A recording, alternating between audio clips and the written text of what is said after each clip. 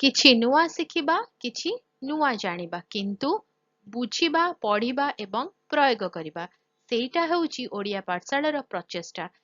ଆପଣମାନଙ୍କୁ ସମସ୍ତଙ୍କୁ ସ୍ୱାଗତ ଓଡ଼ିଆ ପାଠଶାଳାକୁ। ଚାଲନ୍ତୁ ଆଜିର ଭିଡିଓରେ କଥା ହେବା ଜଳ ସଙ୍କଟ ଏକ ବିଶ୍ୱ ଏବଂ ସ୍ଥାନୀୟ ସମସ୍ୟା ଅଟେ। ଜାଣିବା କେଉଁଭଳି ଭାବରେ ଏହା ଏକ ସମସ୍ୟା ଅଟେ। ଜଳ ହେଉଛି ଜୀବନର ମୂଳଦୁଆ, ତଥାପି ଆଜି ବିଶ୍ୱ ଏକ ଗମ୍ଭୀର ଜଳ ସଙ୍କଟର ସମ୍ମୁଖୀନ ହେଉଛି, ଯାହା ମାନବ ବଞ୍ଚିବା, ଆର୍ଥିକ ଅଭିବୃଦ୍ଧି ଏବଂ ପରିବେଶଗତ ସ୍ଥିରତାକୁ ବିପଦରେ ପକାଉଛି। ଏହି ସଙ୍କଟ ଏକ ବିଶ୍ୱସ୍ତରୀୟ ଚ୍ୟାଲେଞ୍ଜ ଏବଂ ସ୍ଥାନୀୟ ବାସ୍ତବତା ଅଟେ। ବିଶ୍ୱ ସ୍ତରରେ ଜନସଂଖ୍ୟା ବୃଦ୍ଧି, ସହରୀକରଣ ଏବଂ ଜଳବାୟୁ ପରିବର୍ତ୍ତନ ଯୋଗୁଁ ଜଳ ସଙ୍କଟ ତୀବ୍ର ହେଉଛି।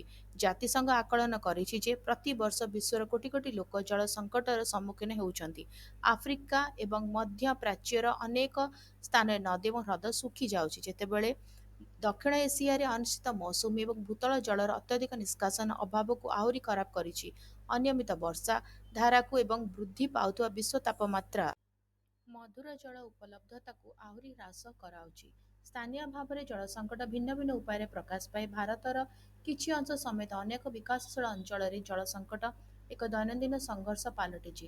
କୃଷି ପାଇଁ ଭୂତଳ ଜଳର ଅତ୍ୟଧିକ ବ୍ୟବହାର, ଦ୍ରୁତ ଶିଳ୍ପାୟନ ଏବଂ ରାସାୟନିକ ଏବଂ ଅପରିଶୋଧିତ ନର୍ଦ୍ଦମା ପ୍ରଦୂଷଣ ପରିସ୍ଥିତିକୁ ଆହୁରି ଖରାପ କରିଛି।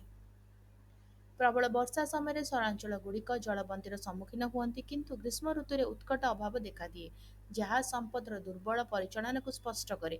ଗ୍ରାମାଞ୍ଚଳ ସମ୍ପ୍ରଦାୟଗୁଡ଼ିକ ପ୍ରାୟ ସବୁଠାରୁ ଅଧିକ କ୍ଷତିଗ୍ରସ୍ତ ହୁଅନ୍ତି, କାରଣ ସେମାନେ ବର୍ଷା ଉପରେ ନିର୍ଭରଶୀଳ, କୃଷି ଉପରେ ନିର୍ଭର କରନ୍ତି ଏବଂ ଜଳ ସଂରକ୍ଷଣ କିମ୍ବା ବିଶୋଧନ କରିବା ପାଇଁ ସୀମିତ ଭିତ୍ତିଭୂମି ଅଛି।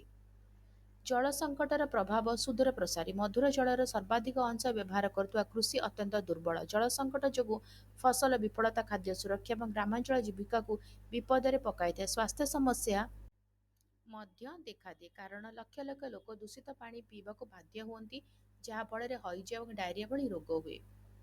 ଜଳ ସଙ୍କଟ ସମାଧାନ ପାଇଁ ବିଶ୍ୱସ୍ତରୀୟ ସହଯୋଗ ଏବଂ ସ୍ଥାନୀୟ କାର୍ଯ୍ୟ ଉଭୟ ଆବଶ୍ୟକ। ଅନ୍ତର୍ଜାତୀୟ ସ୍ତରରେ ରାଷ୍ଟ୍ରଗୁଡ଼ିକ ସ୍ଥାୟୀ ଜଳ ନୀତିକୁ ପ୍ରୋତ୍ସାହିତ କରିବା ସହିତ ସରକାରୀ ନଦୀ, ହ୍ରଦ ଏବଂ ଜଳ ଭଣ୍ଡାରଗୁଡ଼ିକୁ ସୁରକ୍ଷା ଦେବା ପାଇଁ ଏକାଠି କାମ କରିବାକୁ ପଡ଼ିବ। ସ୍ଥାନୀୟ ଭାବରେ ବର୍ଷା ଜଳ ଅମଳ, ପରିଷ୍କାର ଜଳ ପୁନଃଚକ୍ର ଏବଂ ଦକ୍ଷ ଜଳସେଚନ ବ୍ୟବସ୍ଥା ସମ୍ପ୍ରଦାୟଗୁଡ଼ିକୁ ସେମାନଙ୍କର ସମ୍ପଦଗୁଡ଼ିକୁ ଭଲ ଭାବରେ ସଂରକ୍ଷଣ ଏବଂ ପରିଚାଳନା କରିବାରେ ସାହାଯ୍ୟ କରିପାରିବ। ଘରୋଇ ସ୍ତରରେ ଜଳର ଦାୟିତ୍ୱପୂର୍ଣ୍ଣ ବ୍ୟବହାରକୁ ଉତ୍ସାହିତ କରିବା ପାଇଁ ଜଳ ସଚେତନତା ଅଭିଯାନ ସମାନ ଭାବରେ ଗୁରୁତ୍ୱପୂର୍ଣ୍ଣ। ଜଳ ସଙ୍କଟ କେବଳ ଏକ ପରିବେଶଗତ ସମସ୍ୟା ନୁହେଁ, ବରଂ ଏକ ସାମାଜିକ ଏବଂ ଆର୍ଥିକ ଚ୍ୟାଲେଞ୍ଜ ମଧ୍ୟ। ଏହାର ସମାଧାନ ପାଇଁ ଜରୁରୀ ପଦକ୍ଷେପ, ପ୍ରଯୁକ୍ତିବିଦ୍ୟା, ନବସୃଜନ ଏବଂ ସାମୂହିକ ଦାୟିତ୍ୱ ଆବଶ୍ୟକ। ବିଶ୍ୱ ଏବଂ ସ୍ଥାନୀୟ ସ୍ତରରେ ଜ୍ଞାନର ସହିତ ଜଳକୁ ମୂଲ୍ୟାଙ୍କନ ଏବଂ ପରିଚାଳନା କରି ମାନବ ଜାତି ଭବିଷ୍ୟତ ପିଢ଼ି ପାଇଁ ଏହି ମୂଲ୍ୟବାନ ସମ୍ପଦକୁ ସୁରକ୍ଷିତ ରଖିପାରିବ। ଭିଡ଼ିଓଟି କେମିତି ଲାଗିଲା ମୋତେ କମେଣ୍ଟ କରିକି ଜଣାଇବ। ଯଦି ଭଲ ଲାଗିଲା ଭିଡ଼ିଓଟିକୁ ଲାଇକ୍ କରିଦେବ, ଭିଡ଼ିଓକୁ ସେୟାର କର, ଚ୍ୟାନେଲକୁ ସବସ୍କ୍ରାଇବ୍ କରି ବେଲ୍ ଆଇକନ୍ ପ୍ରେସ୍ କରି ଅଲ୍ ନୋଟିଫିକେସନକୁ ଅନ୍ ରଖିଥାଅ।